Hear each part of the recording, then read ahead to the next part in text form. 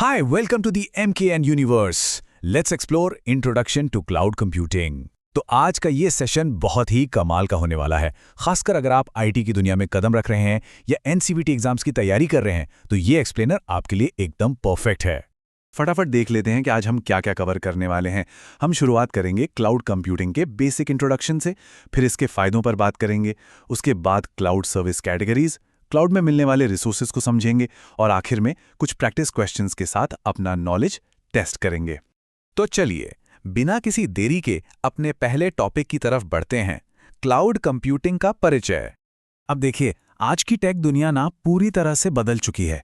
एक वक्त था जब कंपनियों को बड़े बड़े भारी भरकम सर्वर रूम्स बनाने पड़ते थे। सोचिए कितनी लागत आती होगी और उनका रखरखाव कितना मुश्किल होता होगा। लेकिन अब ये सब एक विशाल और बहुत ही सुरक्षित डिजिटल नेटवर्क से रिप्लेस हो गया है। मतलब अब बिजनेस भौगोलिक सीमाओं में बंधे नहीं हैं। तकनीक अब सच में बहुत ज़्यादा सुलभ और पावरफुल हो गई है। अगर सिंपल शब्दों में कहूं तो क्लाउड कंप्यूटिंग का सीधा सा मतलब है इंटरनेट के जरिए आईटी सेवाएं देना, जैसे सर्वर, स्टोरेज या सॉफ्टवेयर। और इसकी सबसे बड़ी खूबी क्या है पता है? इसका पे एज यू गो मॉडल, बिल्कुल आपके घर के बिजली या पानी के बिल की तरह। जितना इस्तेमाल किया बस उतने का ही पैसा देना है। कोई महंगे हार्डवेयर पहले से खरीद कर रखने का झंझट ही नहीं। अब आते हैं अपने दूसरे सेक्शन पर, क्लाउड सेवाओं के लाभ। आखिर क्यों पूरी दुनिया इस तकनीक की दीवानी हो रही है? देखिए, इसके फायदे एकदम साफ हैं। सबसे पहला और बड़ा फायदा तो कॉस्ट सेविंग्स ही है, यानी पैसों की भारी बचत। इसके बाद आता है हाई स्केलेबिलिटी, मतलब जरूरत पड़ने पर आप रातों रात अपने रिसोर्सेज बढ़ा या घटा सकते हैं। मान लीजिए आपकी वेबसाइट पर अचानक बहुत ज्यादा ट्रैफिक आ गया तो सर्वर की क्षमता अपने आप बढ़ जाएगी। और हाँ, 99.9% अपटाइम के साथ आपको बेहतरीन डेटा सिक्योरिटी और रिलायबिलिटी भी मिलती है। मतलब सिस्टम के डाउन होने की टेंशन लगभग खत्म। चलिए अब बढ़ते हैं तीसरे टॉपिक की ओर, क्लाउड सेवाओं की श्रेणियां। इसे अक्सर क्लाउड कंप्यूटिंग स्टैक भी कहा जाता है। मोटे तौर पे क्लाउड सेवाओं को 3 मॉडलों में बांटा गया है, IaaS, PaaS और SaaS। अब इसमें सबसे दिलचस्प बात यह है कि जैसे जैसे हम IaaS से SaaS की तरफ बढ़ते हैं ना, सिस्टम को मैनेज करने का जो सिरदर्द है वो यूजर के सिर से हटकर सीधे क्लाउड सर्विस प्रोवाइडर के पास चला जाता है। एकदम सिंपल। तो सबसे बेसिक मॉडल है IaaS, यानी इंफ्रास्ट्रक्चर एज अ सर्विस। इसे आप ऐसे समझिए जैसे आपने कोई खाली जमीन किराए पर ली हो। यहां आपको क्लाउड प्रोवाइडर से वर्चुअल मशीन, स्टोरेज और नेटवर्क मिल जाता है, जैसे AWS EC2। लेकिन हां, ऑपरेटिंग सिस्टम, डेटा और ऐप्स को खुद इंस्टॉल और मैनेज करना पड़ता है। ये उन कंपनियों के लिए बेस्ट हैं जिन्हें अपने सिस्टम पर पूरा कंट्रोल चाहिए होता है। दूसरा मॉडल है PaaS, यानी प्लेटफॉर्म एज अ सर्विस। ये खास तौर पर डेवलपर्स के लिए है। ये आपको एक बना बनाया एनवायरनमेंट दे देता है। मतलब पीछे के हार्डवेयर या सर्वर मेंटेनेंस की कोई टेंशन नहीं। आप बस अपना पूरा फोकस अपनी कोडिंग और ऐप डेवलपमेंट पर लगा सकते हैं। इससे सॉफ्टवेयर बनाने का काम बहुत फास्ट हो जाता है। और तीसरा है SaaS, यानी सॉफ्टवेयर एज अ सर्विस। इसमें आपको बने बनाए सॉफ्टवेयर सीधे इंटरनेट ब्राउजर पे मिल जाते हैं, जैसे आपका जीमेल या गूगल ड्राइव। कुछ भी इंस्टॉल करने की जरूरत नहीं। और हाँ, यहाँ एग्जाम की तैयारी कर रहे स्टूडेंट्स के लिए एक बहुत जरूरी टिप है। एनसीवीटी के एग्जाम्स में अक्सर IaaS, PaaS और SaaS के फुल फॉर्म्स पूछे जाते हैं, तो इन्हें एकदम अच्छे से याद कर लीजिएगा। आगे बढ़ते हैं हमारे चौथे सेक्शन पर, क्लाउड में उपलब्ध संसाधन। देखते हैं कि इस डिजिटल दुनिया के मेन बिल्डिंग ब्लॉक्स क्या हैं।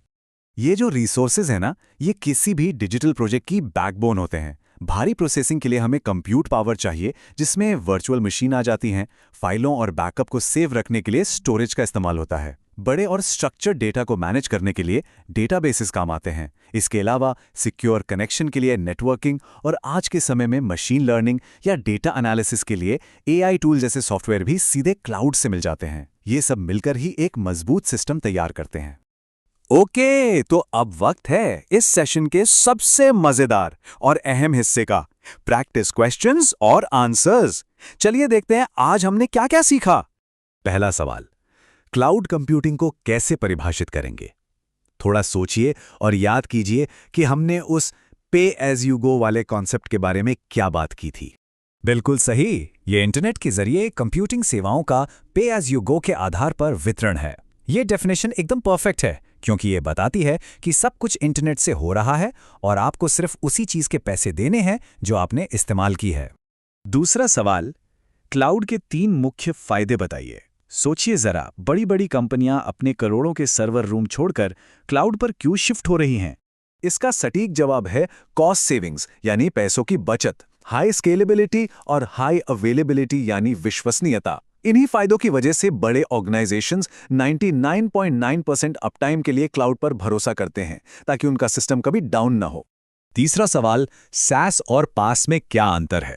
ये एक ऐसा सवाल है जो टेक्निकल एग्जाम्स और इंटरव्यूज में अक्सर घुमा फिरा के पूछा ही जाता है।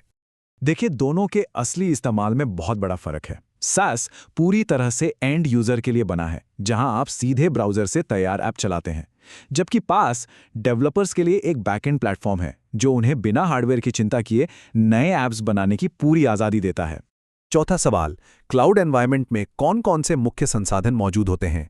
अभी थोड़ी देर पहले ही हमने डिजिटल प्रोजेक्ट की रीढ़ की हड्डी के बारे में बात की थी, याद आया? एकदम सही जवाब। कंप्यूट यानी सर्वर्स, स्टोरेज, डेटाबेस, नेटवर्किंग और AI जैसे एडवांस्ड सॉफ्टवेयर टूल्स। एक अच्छे और कामयाब क्लाउड आर्किटेक्चर के लिए इन सभी का सही तालमेल होना बहुत जरूरी होता है। और अब हमारा 5वां और आखिरी सवाल, सेंट्रलाइज्ड डेटा मैनेजमेंट महत्वपूर्ण क्यों है? जरा डेटा सुरक्षा और रिकवरी के नजरिए से इस पर सोचिए। तो इसका जवाब है कि सेंट्रलाइज्ड डेटा होने से बैकअप लेना और डिजास्टर रिकवरी बहुत आसान और सुरक्षित हो जाती है। हार्डवेयर खराब होने से डेटा खोने का डर बिल्कुल खत्म। ये सब देखने के बाद ना दिमाग में एक बड़ा विचारोत्तेजक सवाल आता है, क्या आने वाले वक्त में दुनिया की हर एक चीज पूरी तरह से क्लाउड से ही चलेगी? सोचिएला जरूर। For the PDF, check the description, subscribe to the channel for quick and more updates.